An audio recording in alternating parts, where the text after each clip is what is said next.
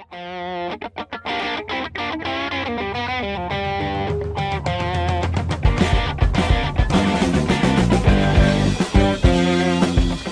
afternoon, everybody. Welcome to Trader Merlin Show. It is your Tuesday edition, kind of a quick impromptu show. I had another idea for a show topic today, but I received multiple questions that were pain questions, pain points where people had issues, bad things happened to them, and just how do we deal with psychology overall. So I thought, we haven't done one in a while. Maybe I should reach out to Dr. Woody Johnson, one of my personal favorites, bring him back on the show.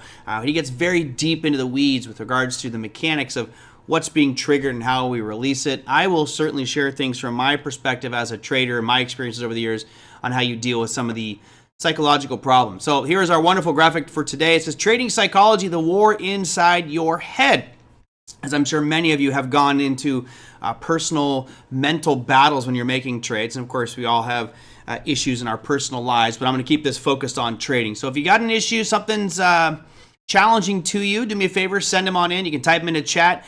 For those who might be new to this program, if you want questions answered by me, just put a couple question marks before it so I know that they're directed at me. Otherwise, there's lots of good discussion going on. Just keep it friendly and amicable. If you are new, also hit that subscribe button. All right. So let me get started with a little piece of housekeeping. Of course, you guys know I will be in Las Vegas next week. Heading up on Tuesday. I have a presentation that's going to be going on Wednesday afternoon. I believe 1 o'clock on the 9th is when my presentation will be on building a crypto portfolio to prepare for the future. And, you know, as the days go by, I'm continually modifying this, making some changes. I know some of you are headed up there. If you are, you can email me at TraderMerlin@gmail.com and maybe we can get together before or after that event and hang out for a little bit. Anyway, that's that. So what spurred the topic for discussion, there were two things. Number one, Jens sent this one in. I hope I pronounced it right. Jens says, your comments on penny stocks hit me yesterday. I find myself buying stocks which have bad news or are very oversold. Sometimes it works out. Looking at my holdings now, I have a lot of losers. So I think I think it was Michael yesterday was asking about specific securities, and a lot of the ones that he was looking at were oversold, beaten up, and downtrodden. This is a very common thing psychologically. You know, when we, as consumers, not just of stocks or options or anything like that, of just items in life. I mean, if you're driving around and you see a sign that says, you know, Nike Airmaster 5000s, $400. Is that good or bad? I don't know. Next door is a sign that says Nike Airmaster 5000s, 50% off. You're instantly going to go into the store that has the 50% off because your brain is conditioned, oh, it's a deal at 50% off, I need to buy it that way. Unfortunately, the problem with stock markets is there's a reason that a lot of these companies have plummeted as much as they have. There's normally a run away from those companies, money pulling out and going into better investments, which is why you get things that drop down 70, 80, 90, 99% like Nikola. So let me show you a quick example of what Jens is probably doing. And these two may have rewarded you, Jens, but overall you'll probably end up a net loser. You know, here is the one that Michael was asking about yesterday, Tupperware. So you look at Tupperware, and this chart right here is what we were focusing on yesterday. Just absolutely appallingly bad for Tupperware, from up over $40 down to a low of looks like around 30, 40 cents. And of course, in hindsight, you would be like, well, I was right, Merlin, because look, it shot up. It's now at $6 today. Well, or actually not $6, up at $4.92 right now. This company is about to go bankrupt, right? That's the thing, is this company is going to go bankrupt, and they got a lifeline from somebody, but that's still, I think we beat this up yesterday. That doesn't mean that Tupperware is going to come roaring back and all of a sudden create innovative new items like, ooh, maybe they have a parfait dish now that has a Tupperware seal on it. Trust me, it's already out there. So, I was surprised to see that they got an influx of capital. Same thing with Yellow, right? Here's Yellow Corporation. They shot up the last couple of days. Again, another capital infusion coming in. At least this one has some legs to it, right? Obviously, if Yellow is going to continue on, they're going to have to figure out their business model and change and restructure things simply because what they were doing before was losing money. I mean, there's a reason that the stock had a high, let's just go into the recent future, a high in 2021 of right around, call it $14, and dropped all the way down into the sub $1 category, hitting a low of around 44 cents just a few days ago. There's a reason for that. It's probably poorly run, poorly managed, way too much overhead. There's issues there. So, buying something like this because it's down 90%, let's just give you the percentage mark here so I can stick with the theme of psychology. Our brains instinctively would look at this and go, oh, wow, it's down to the lows we saw just a couple days ago, 97%. So someone like Jens here or Michael is going to bottom fish this and say, well, it's yellow. They're not going to go out of business. Come on, this is a great company. They're going to survive, and I'll be rich as a beast when this thing comes roaring back.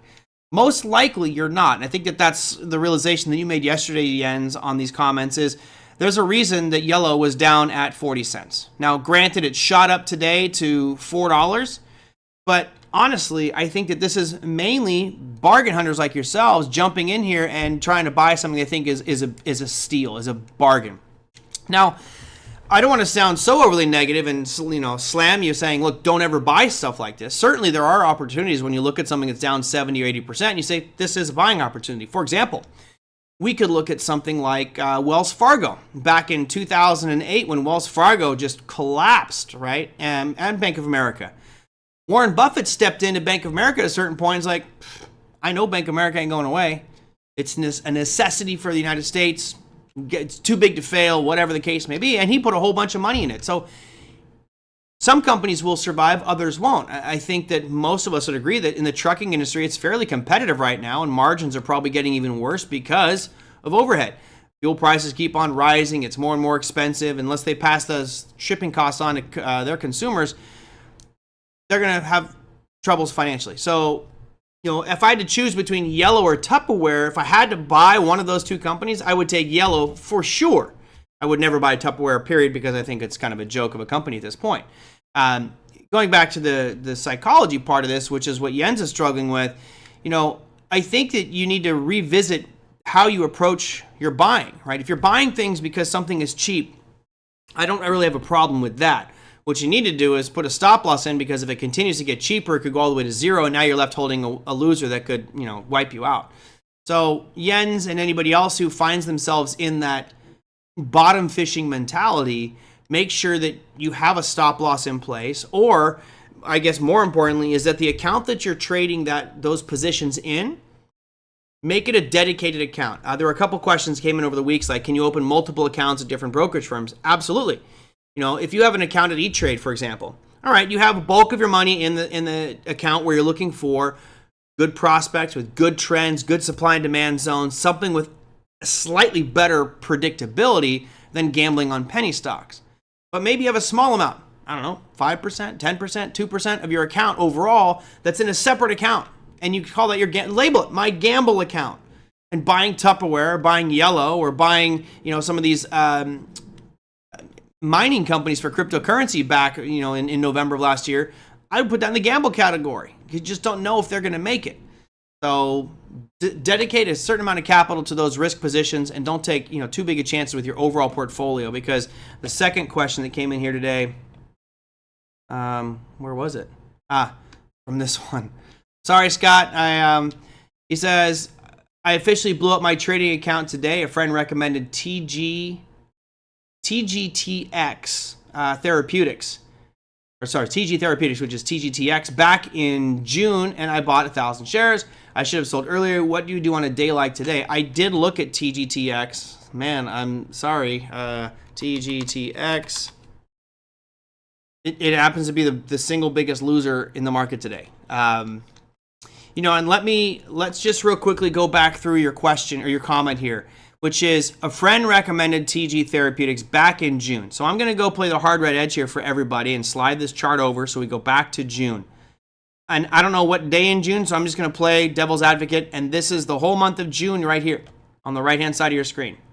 Right? So I'll put a vertical line on June 1st, and then the right-hand side of your screen would be the end of June. So at some point between that red line and the hard right side of this chart, your friend told you to buy. Now, I don't know where that was. But you got to ask yourself is, what was the reason for it? So if I'm looking at this chart, I actually think buying right there wouldn't be that bad of a prospect, right? That's, you're buying a pullback in a greater uptrend. Now again, I have a rule, I don't trade therapeutic companies, right? That's drugs and pharmaceuticals. I don't personally do that. That's off my list. But let's just look at this price chart here, and look at where's the most logical point that I should put a stop. And I would say it's right below these lows from April 26th, right? Because we kind of consolidated and then just screamed up. So if you broke that $22 mark, you're out. Now, I don't know where you bought, Scott. I have no clue where you bought. If you're here today, great. I'd love for you to just type in the chat and let me know where you bought this thing. But at a minimum, if you bought at 26 or 25 or 24 or 23, anywhere in the month of June, which you said you bought this thing, your stop loss is 22 or 21.95, somewhere right around there. All right, well, let's see. Did it actually hit the 22 mark? It hit 22.02, so you'd still be in that day. And then here on July 13th, you'd be stopped out. And you'd probably been upset because you lost a couple bucks per share, right? I'm sure you'd be upset with that one. But you certainly would be much happier than you are today with a thing that's down 49% in one day alone. If you bought 1,000 shares, I'll assume you bought at $25. That's $25,000. Today you've got less than 11. You got about $10,000. Right now, I know you're paying because I've done this in the past. And I'm saying this to myself, not to you, because I don't need to add to your pain. You're probably feeling horrible right now. But and when I did this, it was stupidity on my part because I just kept saying, no, it's coming back, it's coming back. Whoever told me about this thing might know more than I do. They know, oh, it's fine, it's fine, it's fine. And it didn't come back. And ultimately, they end up wiping your account out. So a couple things here. Number one, I wasn't actually that upset that you would have bought this thing back in June because it was a pullback into a demand zone. What I would be upset about is that you didn't respect that demand zone and it just kept on falling. And, it fell all the way to 21 or under $20 before it had its major gap down today. Of course, today was earnings announcement. That's, make or break for a therapeutic stock. As Big Eb says in bold and all caps, never buy on a friend's recommendation. Never buy on Big Eb's recommendation. Never buy on John Harkonnen's recommendation. Never buy on Merlin Rothfeld's recommendation. Don't ever buy on anybody's recommendation. The only person that should make that decision on what you should buy or sell is you. Nobody cares about your money more than you, period. And typically when somebody tells you to buy something, they're in it. And their biases are going to be so one-sided that they will be blind themselves to the negative stuff, which is kind of I was harking on I think his name was Michael yesterday because he keeps posting things in chat. And I love his participation. I'm trying not to be too rude. But what I notice is when he posts things in chat, it's all positive. Like, he's long those stocks. And he's saying, hey, here's a stock. You guys should buy this stock. And I'm looking at it going, no. You told me that analysts upgraded that stock. You're saying buy, buy, buy. I looked at other analysts saying downgrade this thing, and I'm saying sell, sell, sell. So there you go. JBG says the best. I recommend no recommendations. So always look at it yourself. And that way, when something's wrong, it might not ruin the friendship. In this example here with Scott, I have a feeling there might be a little bit of apprehension between you and your friend that recommended this one. You're probably pissed off at him, a little upset. Granted, they lost money too, but they're the ones that put you in this trade. So that might create some problems for you. When you make the decision, and it's all on you, let's say your friend recommended TG Therapeutics. Great, fine. Again, going back to our chart here, if this is back in June, and this is what the price chart looked like, yeah, I'd be okay buying it, actually. I really would not have that. It wouldn't be that big of a deal if it wasn't a therapeutic company. And I look at this, and I'd say, all right, my stop loss has to be some area of demand. I need to put a circuit breaker in here. And I don't care what type of trader you are, there has to be a circuit breaker on your trade. You have to have a point where you say enough is enough, because unfortunately, like what happened with Scott here, this is devastating. I mean, you lost a lot of money today, and I hate to maybe add insult to injury here, but this may not be done. You notice it did bounce up a little bit off its lows today, but their earnings, what did they say? They were supposed to lose 25 cents per share. They lost 34 cents per share. So the losses are widening. They didn't make as much money as they thought they were going to make. So this is not a good sign for this company, and it may continue to slide. So I saw someone here say, great short opportunity. You could also make that argument back here in June, right? Again, I can play devil's advocate, and I can make an argument that if you saw this price chart in June, shorting would have been the right thing to do because the trend was down since May. You had 2 months of nothing but downtrend. So go with the trend. Exactly, Lisa. Caveat emptor, buyer beware. So, I can't emphasize this one enough, and it's been a game changer for me because I, in my early days, was very malleable. I was susceptible to CNBC and Fox and all these different news agencies claiming, oh, buy this or do that with your stock. And I ended up losing more money off those recommendations than I did just making decisions on my own, and I feel much better about it. Because if let's say Lisa recommends a company to me and I buy it blindly because she says, and I lose a bunch of money, I'm gonna have a little bit of an issue with Lisa. At least I'll be pissed off, and hopefully it doesn't impact our friendship. But if Lisa says buy stock XYZ and I go back and I say, oh, cool, thanks, I need to do all my research. I'm looking through it. I'm looking at the fundamentals and technicals, and I've got an entry, a stop loss, and price target. There's no reason I could be mad at Lisa for bringing that to my attention, as long as I saw a trade opportunity. So, long-winded answer there, Scott. Never trade off anybody's recommendation. And what was your stop loss? It doesn't sound like you have one. It doesn't sound like you had a point where you said enough is enough. Entry, stop loss, price target should be something that's on every single trade that you make. It also it also will help you from a psychological perspective of, what do I do now?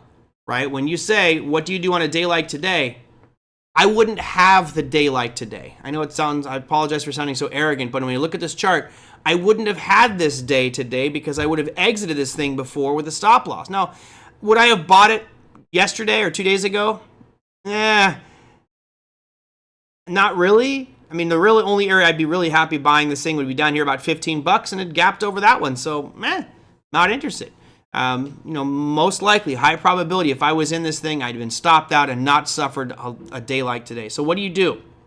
Well, I think you got to ask yourself and do some digging into this company if you want to stick with it. Personally, I probably would just close out the trade and I would be done with it and learn from it. Don't ever put myself in a situation.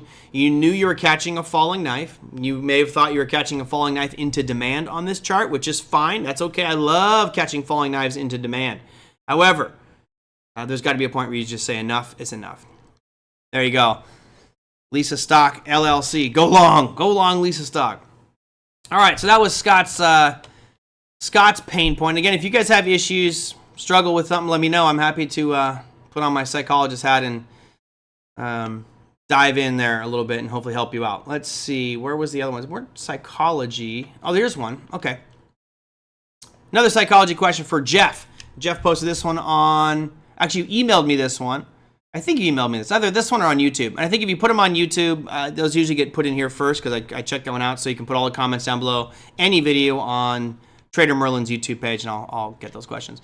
Jeff says, you referenced on yesterday's show, you had your USO taken away from you from the covered call position you had on it. You mentioned if you kept it, you would have made so much more. I struggle with this all the time. Okay, so before I even get into the second half of that email, every single one of us is going to go through this. I don't care how long you've been trading. It's going to happen to you over and over again where you sell something and all of a sudden it just keeps on running or going in your direction. You're like, I would have made so much more money. The three wisest men that never existed. Should have, could have, and would have, right? It doesn't exist. Move on. Forget about it. So if that happens to me, I just kind of laugh about it and man, I didn't mean it in a depressing way yesterday when I said it. It was like, man, would have been great, but I didn't have it. So I will just move on to the next trade. So to continue on with this question here, I struggle with this all the time. I made a nice quick profit on SPY when I bought them at $3.59 and had them taken away from a covered call strategy that blew right through my strike price, only wishing I had kept them. I play this in my head game. I play this head game all the time. Now I have a hard time wanting to get back into SPY as it's nearing $4.57. How do you keep from pulling your hair out of your head? The more I deal with it, the more I think I should just buy and hold. Well, couple different things. Typically the strategy that I was using, that covered call strategy, where you're looking for that 1%, that works great in a slow, sideways, choppy market, right? Where things just kind of oscillate back and forth. You sell further down and, great, go for it. Chasing something, which is what you're dealing with. Initially you talked about having SPY at 359 and now you're saying, oh, well, it's at 457 and I feel like I'm chasing this thing. Well, you are. For me, it all boils down to what is the plan? If my plan is to get 1% a month and I sold those covered calls and that would have been my extra 1% per month, I'm not upset at all. Now you look at it and you said, if I just left it alone with no covered call, I might have made 3, 4, 5%. It is what it is. I mean, I can't really say you're right or you're wrong, because it is what it is. My strategy says shoot for 1% per month. Typically when these things go sideways, I do very well and I'll beat the market. Now, if it's in a phase where the market is trending very strongly, right? You got a nice bull phase, like the Sly Dog says shave your head. Yeah, as you can, my hair looks all disheveled today. I'm pulling it out. I'm pulling my hair out over here. Here's SPY. And obviously it's been on just an unbelievable run over the past couple of months.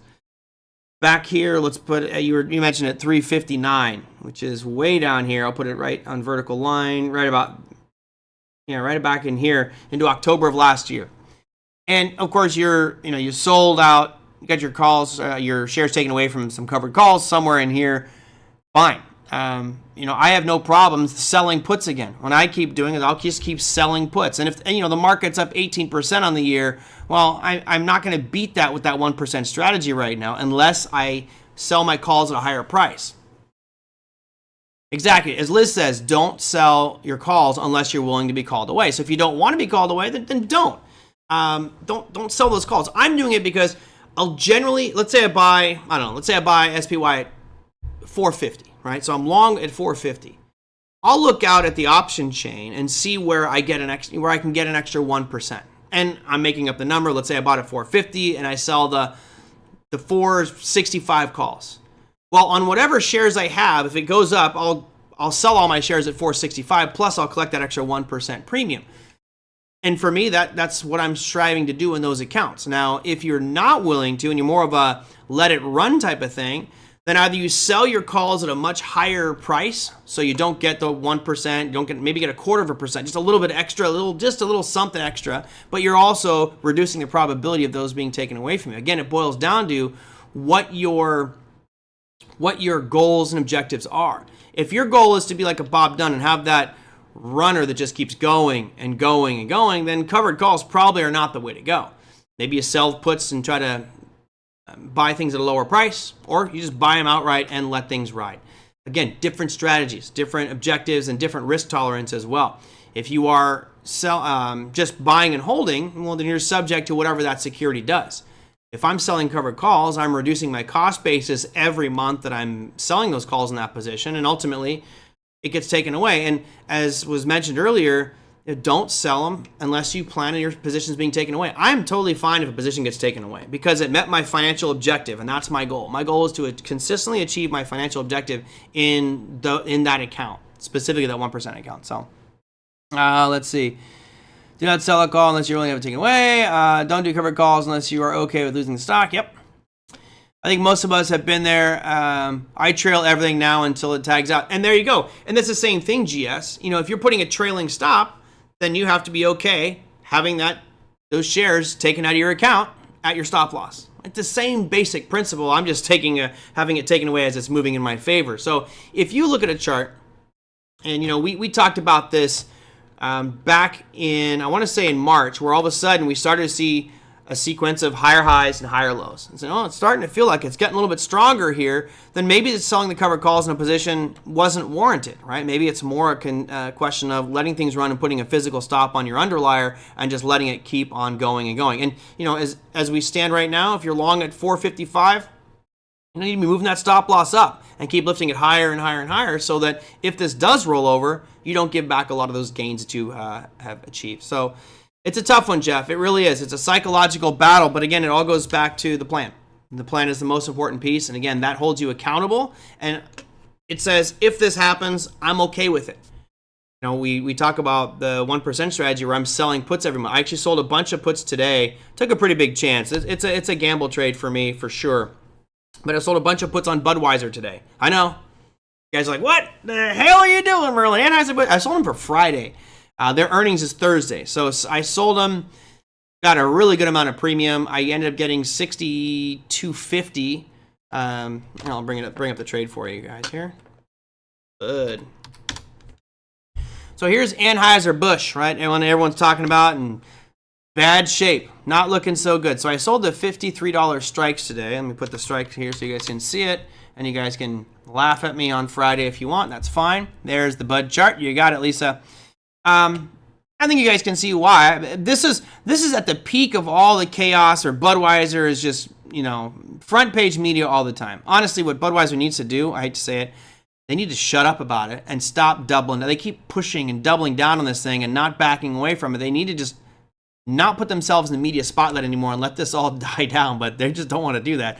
Anyway, when we saw these valuations plummet, and I'll give you the peak here, I think it was right around in here is when it all started, to the bottom, you had a 20% decline. And based off my numbers I wrote in that article for Bar Chart, it warranted something like an 8% decline, but not 20. So I felt like I was value investing there.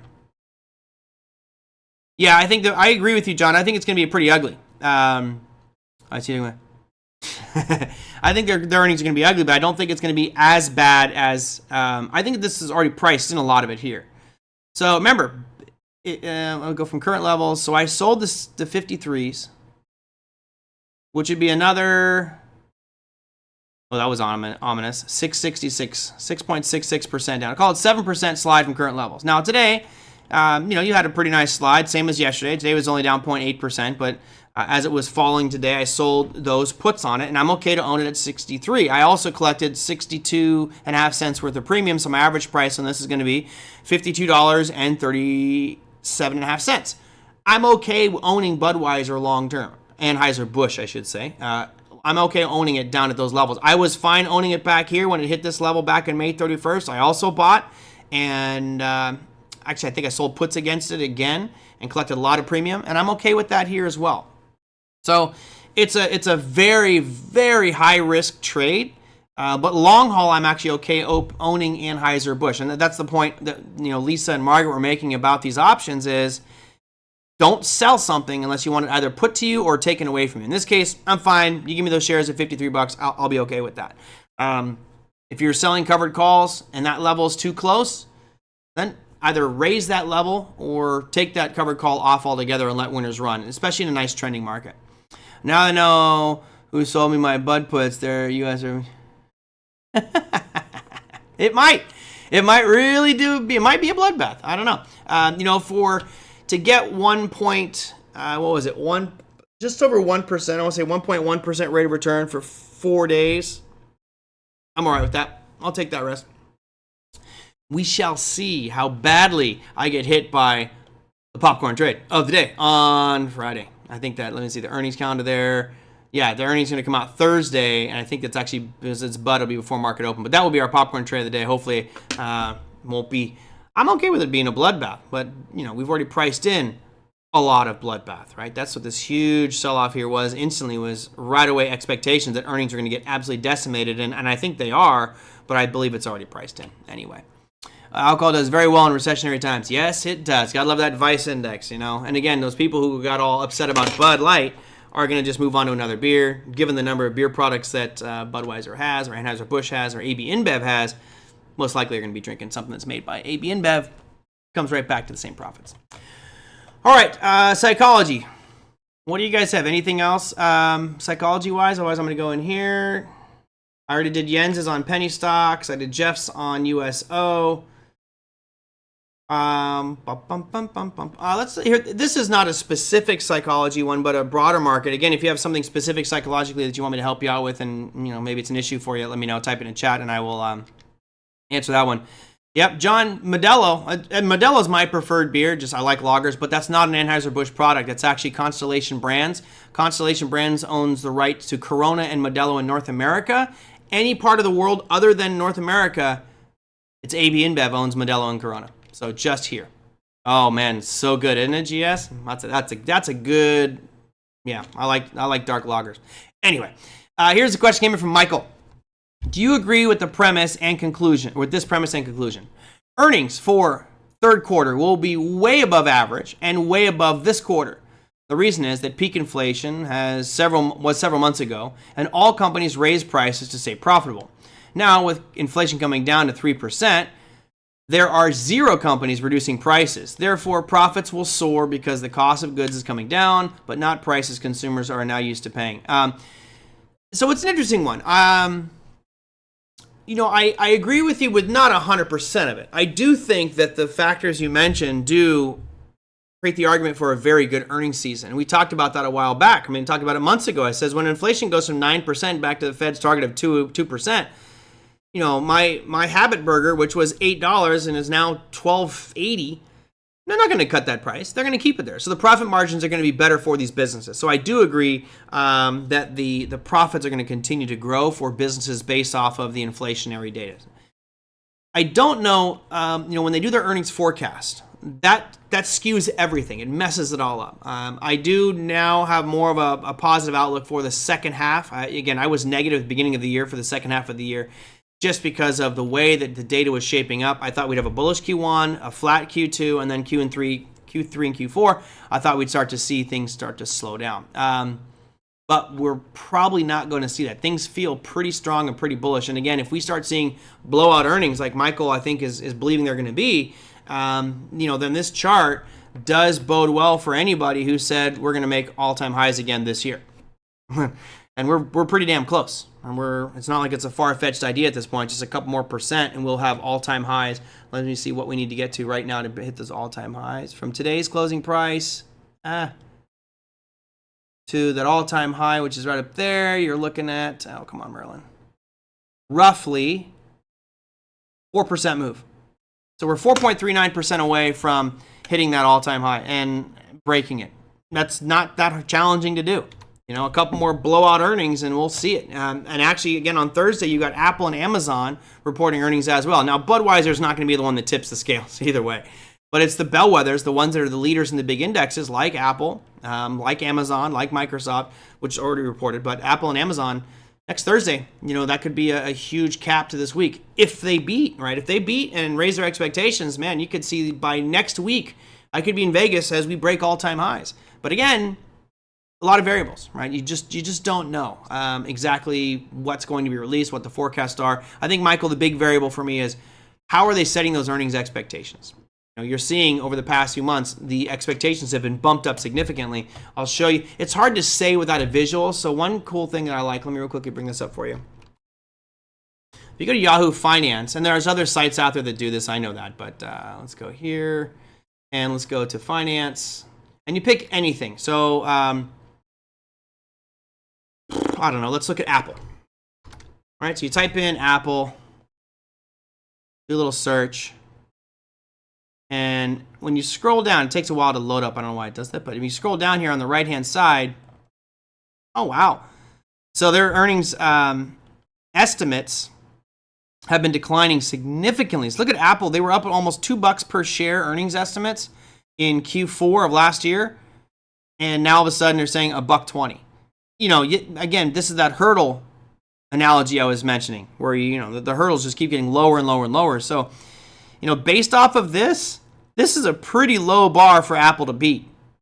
Pretty low. It would not surprise me to see Apple beat earnings handily, markets rip, but I just never know. I really just never know. What about let's not do AnheuserBusch, but about Microsoft, right?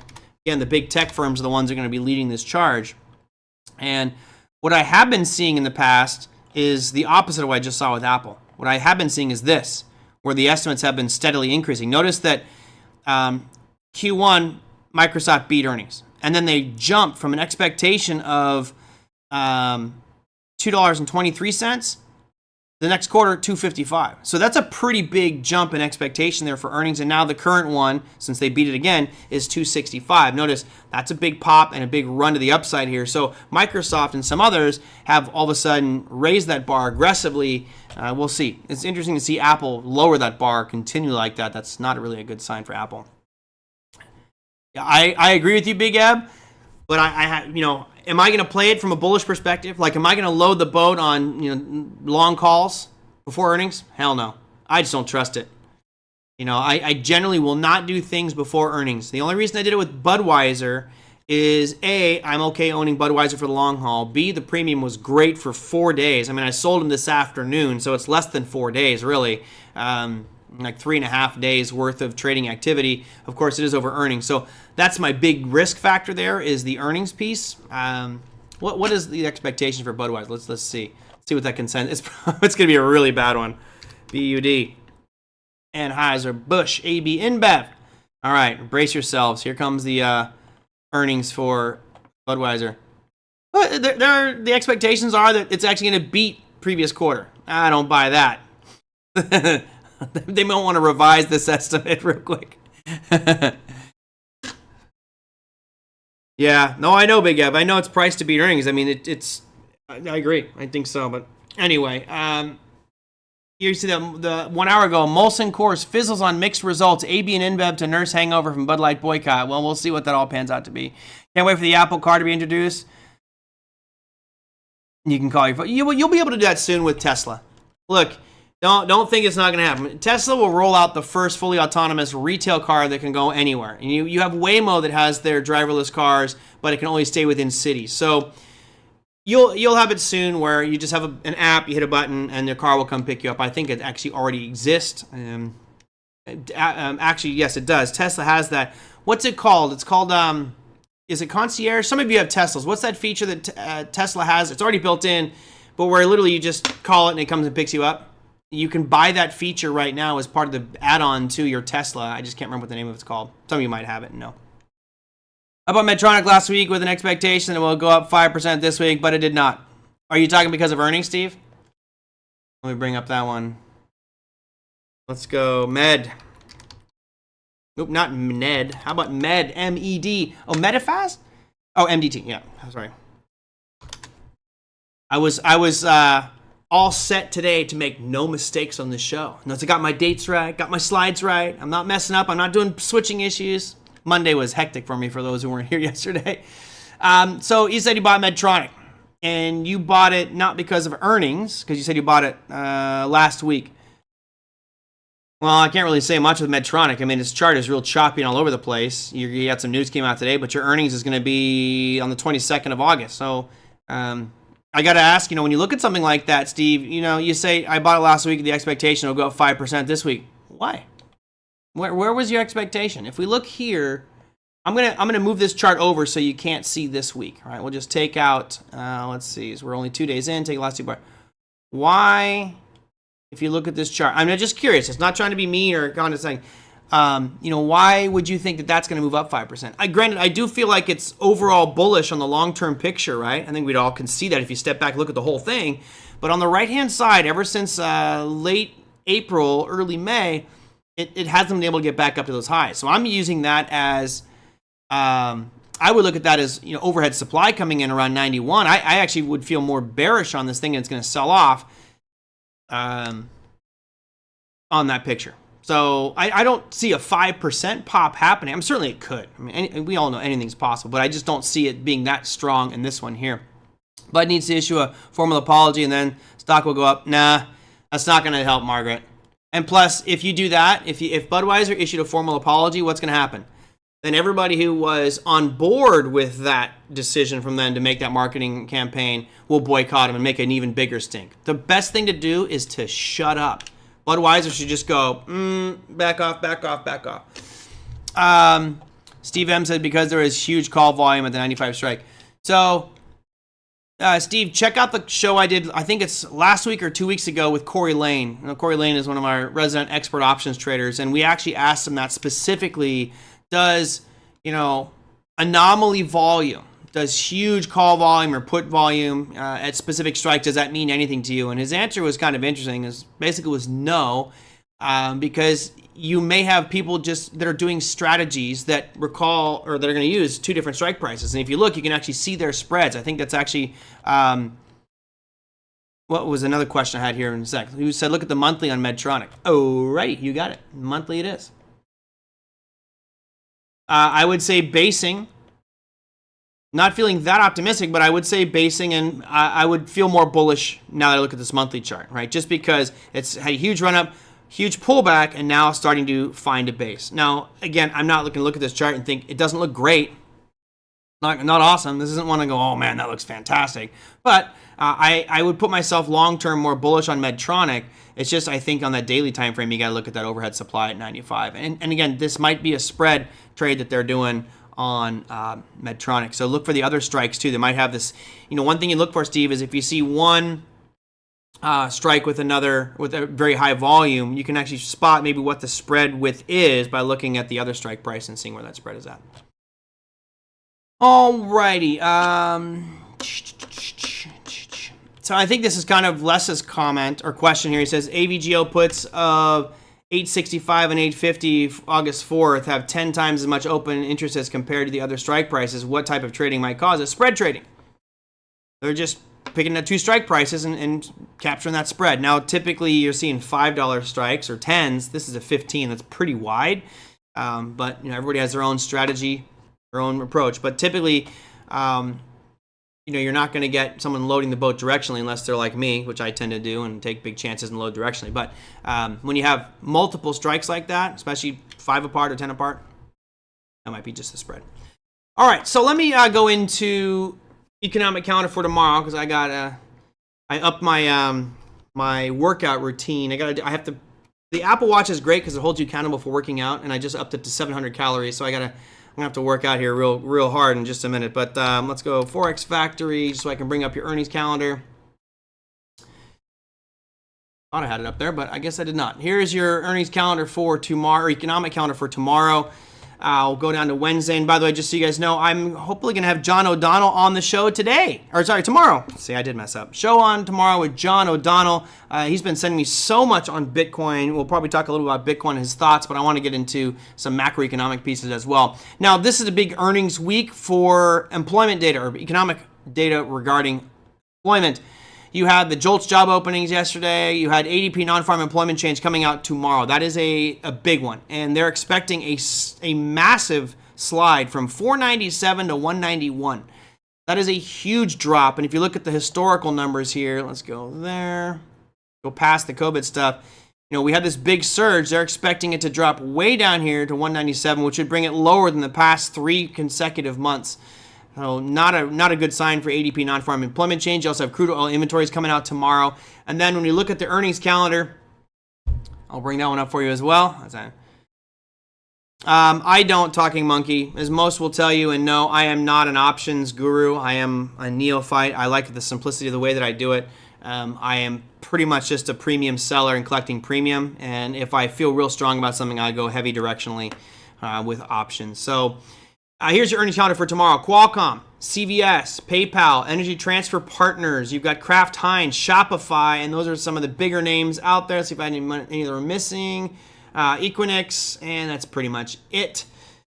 Yep, then you got Bayernische Motorenwerke.